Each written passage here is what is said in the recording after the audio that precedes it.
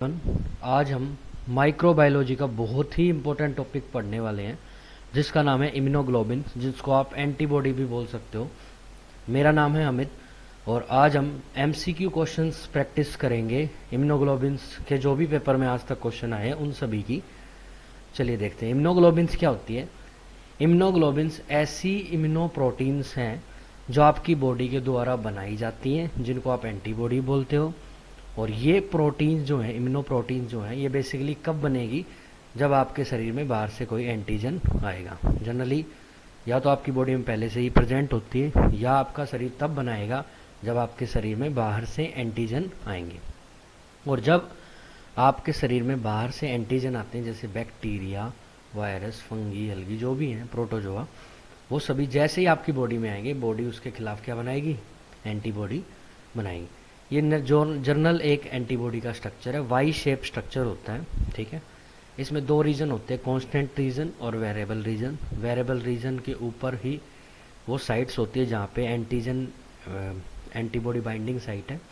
यहीं पे एंटीबॉडी जो है, एंटीजन जो है, वो एंटीबॉडी को बाइंड करता है। इसमें दो टाइप की चैन लगी होती है, एक दो लाइट चैन और दो हैवी चैन। ठीक है, ये एक जनरल स्ट्रक्चर है इम्यूनोग्लोबिन का या एंटीबॉडी का।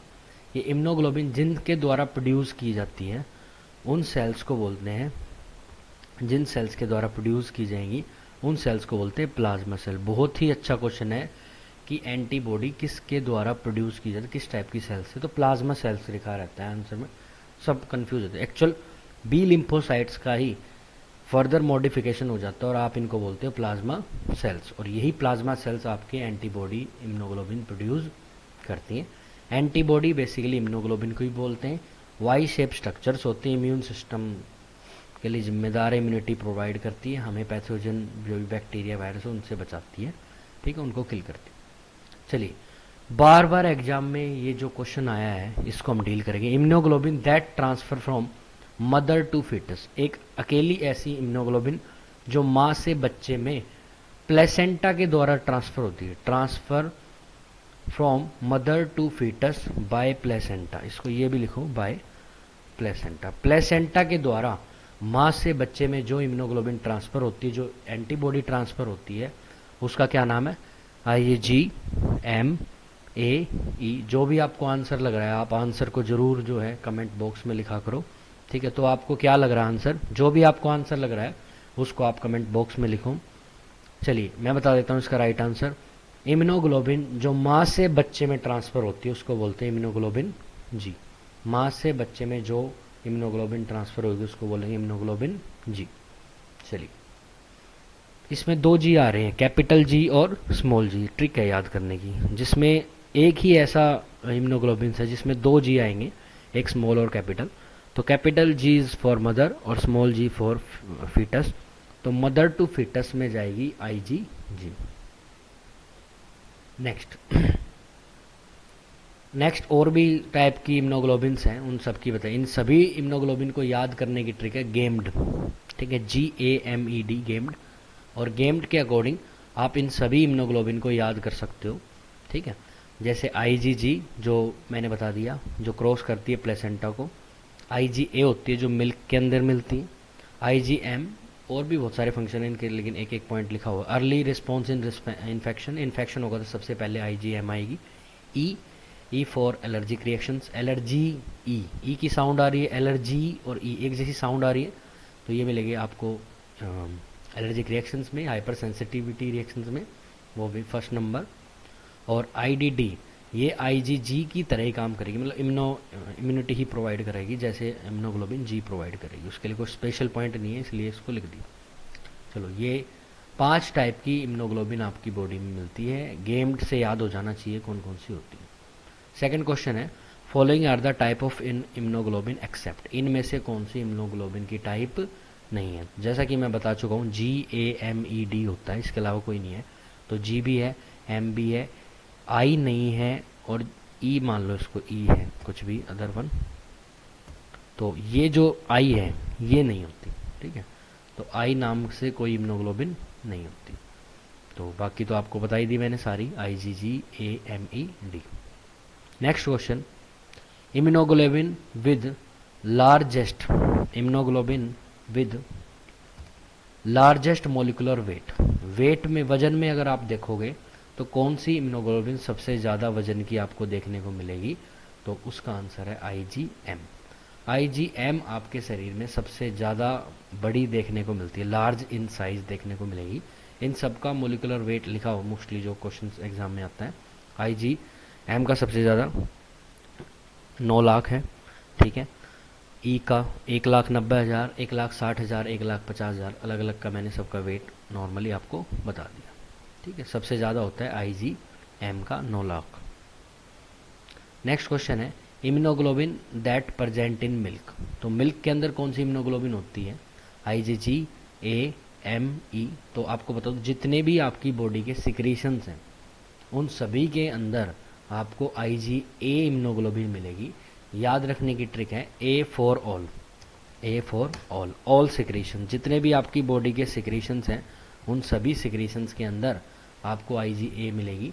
मिल्क भी मेमरी ग्लैंड से निकलने वाला सिक्रीशन है। टीयर पूछ ले आपसे, सलाइवा पूछ ले, अगर कोई भी ऑप्शन आ जाए, कोई भी सिक्रीशंस आ जाए, आपका आंसर होना चाहिए आईजीए, ठीक है। तो आईजीए मिल्क में मिलता है। लेकिन एग्जाम में एक बार ये क्वेश्चन भी आया था immunoglobulin which is present in milk, question तो वैसा ही है, आईजीजी, आईजीए, आईजीएम और D, option A and B, ठीक है। तो क्या चूज करोगे आप इसमें से, तो आप सबको याद है कि आईजीए होता है। लेकिन अगर पेपर वाला बोले कि आईजीजी भी ट्रांसफर होती है क्या, हाँ, लिटिल बिट अमाउंट में आईजीजी भी होती है, लेकिन मैक्सिमम जो मेन जो है इसका आंसर रहेगा ए, लेकिन कुछ अमाउंट में आईजीए भी है। तो दोनों का मिला आंसर आना चाहिए, राइट आंसर होगा डी। तो राइट आंसर आपको देखने को मिलेगा डी। कुछ अमाउंट में जी भी होती है और ए तो होती है, तो राइट आंसर है हमारा डी, ठीक है। दोनों ही मिल्क के अंदर प्रेजेंट होती है। नेक्स्ट क्वेश्चन है which of the following immunoglobulin is not heat stable at 56 degree temperature, इतने टेम्परेचर पे हीट स्टेबल नहीं है, हीट गर्मी को सहन नहीं कर सकती, ठीक है। जो गर्मी को सहन नहीं कर सकती उनको बोलते हैं हीट लायबल, ठीक है। तो एग्जामिनर पूछना चाह रहा है कि कौन सी इम्यूनोग्लोबिन हीट लायबल है, तो याद रखना है आपको आईजीई जो है वो हीट लायबल है, हीट लायबल है, ठीक है। वो ज़्यादा गर्मी सहन नहीं कर सकती, ठीक है, तो वो हीट लायबल है। बाकी सारी हीट स्टेबल है। तो एग्जाम में पूछ ले कौन सी हीट स्टेबल है, तो सभी हीट स्टेबल होती है एक्सेप्ट आईजीई। आईजीई जो है वो हीट लायबल है, मतलब कि हीट स्टेबल नहीं है। Next question immunoglobulin that is present in maximum amount in serum, serum या ब्लड के अंदर सबसे ज़्यादा कौन सी इम्यूनोग्लोबिन मिलेगी, तो इसका राइट आंसर है आईजीजी। इम्यूनोग्लोबिन जी जो है वो आपके सीरम, आपके ब्लड के अंदर सबसे ज़्यादा पाए जाने वाली इम्यूनोग्लोबिन है। 80% जो इम्यूनोग्लोबिन है वो आपको इसमें ही 80% इम्यूनोग्लोबिन मिलती है किसके अंदर, आईजी सीरम के अंदर, ठीक है। आईजीए मिलेगी 10 to 13%, आईजीएम मिलती है 5 to 8%, और ई और डी लिटिल बिट अमाउंट मिलता है 0.5, 0.12, इतना ही अमाउंट आपको देखने को मिलेगा, इतना परसेंट आपको इम्यूनोग्लोबिन मिलेगी। लेकिन एग्जामिनर ने पूछा सबसे ज़्यादा कौन सी इम्यूनोग्लोबिन आपको सीरम में देखने को मिलेगी, तो आपका राइट आंसर होगा आईजीजी। आईजीजी आपके इम्यूनोग्लोबिन ऐसी है जो सबसे ज़्यादा मिलती है मैक्सिमम इन सीरम, सीरम मतलब blood. Question 8 the earliest synthesise immunoglobulin by the foetus, सबसे पहले बच्चे के द्वारा, फीटस के द्वारा, भी पैदा भी नहीं हो उस फीटस के द्वारा कौन सी इम्यूनोग्लोबिन सिक्रीट होती है, तो राइट आंसर है एम। सबसे पहले यही सिक्रीट होती है इम्यूनोग्लोबिन, कौन सी, आईजीएम, डायरेक्ट याद करना। कौन सी इम्यूनोग्लोबिन हाइपर सेंसिटिविटी रिएक्शंस के लिए जिम्मेदार है, टाइप फर्स्ट के लिए रिस्पॉन्सिबल है, तो hyper sensitivity reactions type first is a allergic reaction, और एलर्जिक रिएक्शंस के लिए IgE.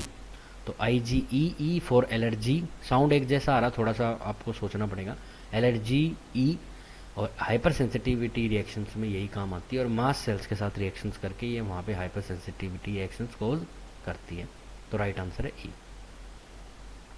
Next immunoglobin that appear early in response to infection, बहुत ही इंपॉर्टेंट क्वेश्चन है, ग्रीन कर लेना इसको, बहुत इंपॉर्टेंट क्वेश्चन, बार बार एग्जाम में आया। ऐसी कौन सी इम्यूनोग्लोबिन है जो सबसे इन्फेक्शन हो जाए तो सबसे पहले आएगी, तो सबसे पहले आएगी एम, एम से याद रखो आईजीएम, मैं जाऊंगी सबसे पहले, एम फॉर मैं, तो ये बोलती है कि मैं जाऊंगी सबसे पहले, लड़ाई हो गई तो सबसे लड़ाकू है इसका मतलब, ठीक है, IgM। ठीक है, तो IgM जो है सबसे पहले आपको इन्फेक्शन में देखने को मिलेगी और सबसे पहले प्रोड्यूस भी यही होती है। Next, which immunoglobulin bind with mast cell, तो अभी अभी बताया था मास्ट सेल के साथ IgE बाइंड होती है और E बाइंड होने के बाद ही एलर्जिक रिएक्शंस होती हैं। ठीक है, वही एलर्जिक रिएक्शंस के लिए जिम्मेदार है, तो राइट आंसर है IgE। Next, which of the following immunoglobulin have J चैन। ठीक है, J चैन किस में होती है, तो अलग अलग टाइप की चैन मिलती है, कुछ चैन होती है उसमें से J चैन बेसिकली किस में मिलेगी, तो J चैन मिलती है M में। M के बहुत सारे फंक्शन है भाई।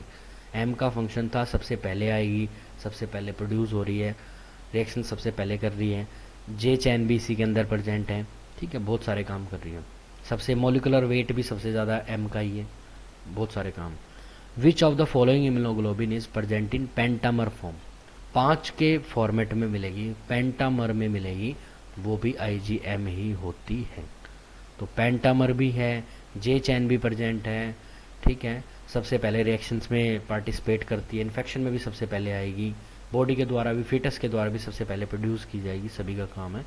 ठीक है, तो याद रखने की ट्रिक है, देखो ऐसी होती है इम्यूनोग्लोबिन, एक G है, E है, D है, जो ये M है ये पेंटामर, 5 ऐसे ऐसे छोटे इम्यूनोग्लोबिन के टुकड़े मिलके पेंटामर में मिलेगा, और IgA बायलेटरल मिलेगा, है ना, बाई की फॉर डबल में मिलता है ना, बाई इम्यूनोग्लोबिन मिलेगी, ये पेंटामर्स की फॉर्म में मिलेगी, ये बायोमर की फॉर्म में मिलेगी, बाकी सभी मोनोमर की फॉर्म में होता है।